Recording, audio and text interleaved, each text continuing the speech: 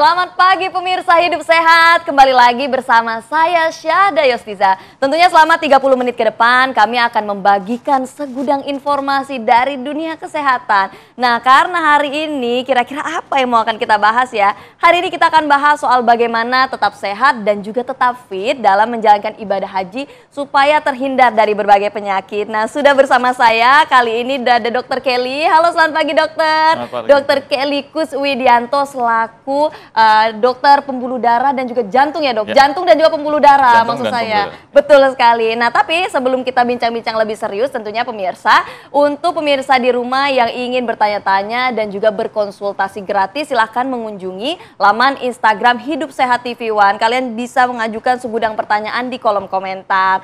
Nah dokter Kelly ini kita mulai nih dengan pertanyaan pertama. Kan dokter katanya pernah menangani pasien dengan permasalahan jantung pada saat ibadah haji di Timur Tengah. Ya. Ini ceritanya gimana sih dok? Waktu itu sedang bertugas mengawal jemaah atau memang sedang melakukan ibadah haji? Ya, terima kasih Mbak Syahda. Ya. Jadi pada saat tahun lalu kami memang bertugas sebagai PPIH atau Panitia Penyelenggara Ibadah Haji Arab Saudi di bidang kesehatan. Dan kami juga mendapatkan mandat untuk menjadi penanggung jawab visitasi dari KKHI Madinah. Jadi kami bertugas untuk melihat perkembangan pasien yang dirawat di rumah sakit Arab Saudi, terutama jamaah haji Indonesia. Dan pada saat itu ada pasien dengan jamaah haji Indonesia yang memiliki riwayat sakit jantung. Dan akhirnya diputuskan waktu itu dilakukan rencana operasi bedah pintas arteri koroner dan juga penggantian katup jantung. Dan itu dilakukan sebelum puncak haji. Dan itu pun sendiri berhasil dilakukan dan pasien mengalami perbaikan dan akhirnya bisa mengikuti prosesi ibadah haji. Jadi yang menjadi pencapaian adalah dilakukannya adalah sebelum prosesi ibadah haji. Nah tadi kan kalau berdasarkan cerita dokter bahwasannya berarti ada lebih dari satu jamaah ya kan ya dok? Ya. Nah tapi kasus-kasus seperti ini apakah memang sering terjadi pada saat ibadah haji?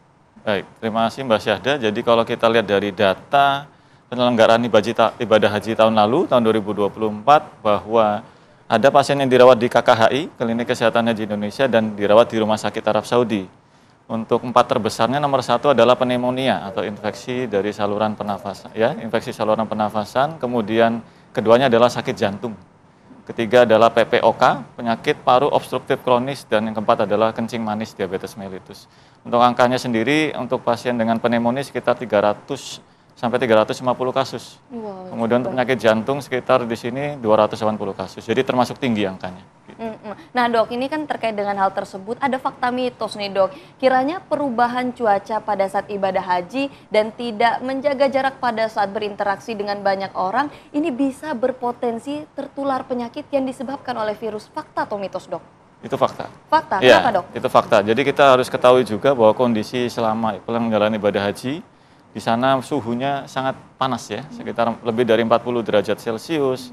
Kemudian kelembapan udaranya rendah ya, dan juga adanya polutan atau debu.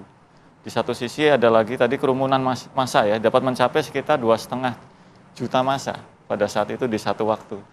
Tentunya itu akan menjadi faktor resiko untuk terjadinya penularan virus ya, yang apalagi tadi sesuai dengan temuan data sebelumnya, ternyata paling tinggi adalah infeksi paru, yang itu penularannya melalui droplet, melalui bersin atau batuk gitu. Nah terkait dengan hal itu juga nih dok, biasanya kan kalau jemaah sebelum berangkat haji mereka divaksinasi ya dok ya. Nah kira-kira untuk vaksinasi ini seberapa efektif sih dok untuk bisa mencegah penularan penyakit akibat virus yang tadi dokter sebutkan? Ya, tentunya kita harus tahu dulu vaksinasi wajib apakah yang wajib diberikan kepada para jemaah haji, petugas haji maupun petugas musiman. Yang utama adalah 2. Yang pertama vaksin dari meningitis ya, atau meningococcus meningitis untuk mencegah atau meredam bakteri dari Neisseria ya. Kemudian yang kedua adalah vaksin polio ya. Dari vaksin meningitis sendiri dia memiliki efektivitas sekitar lebih dari 90% dalam 2 sampai 4 tahun. Dan rekomendasinya itu dapat mengeluarkan sertifikat vaksinasi yang diberikan tidak lebih dari 3 tahun dan tidak kurang dari 10 hari. Untuk polio sendiri, vaksin polio diberikan 1 kali pemberian ya, dalam 1 tahun terakhir, tapi tidak kurang dari 1 bulan. Kemudian untuk vaksin selain meningitis dan polio, yang ketiga adalah vaksin COVID. Nah, vaksin COVID ini diutamakan pada pasien-pasien yang memiliki komorbid. Ya. Jadi contohnya lansia dan komorbid, seperti penyakit jantung kronis, penyakit paru kronis, kemudian penyakit ginjal kronis, keganasan, ataupun penyakit dengan defisiensi imun. Nah berarti dok, apa-apa saja sih dok persiapan kesehatan yang harus dilakukan para jemaah haji dari tanah air sebelum nantinya berangkat ke tanah suci? Persiapan yang utamanya adalah persiapan fisik ya. Jadi kita harus latihan fisik untuk meningkatkan kebugaran. Kemudian efek baiknya adalah untuk membiasakan diri dulu supaya kita tidak kaget di tanah suci. Ya, persiapan fisik yang dapat kita lakukan ya sebenarnya bukan olahraga yang berat ya, tapi olahraga ringan ya sesuai dengan kemampuan masing-masing yang dapat kita lakukan seperti jalan, jogging, sepeda, senam, renang.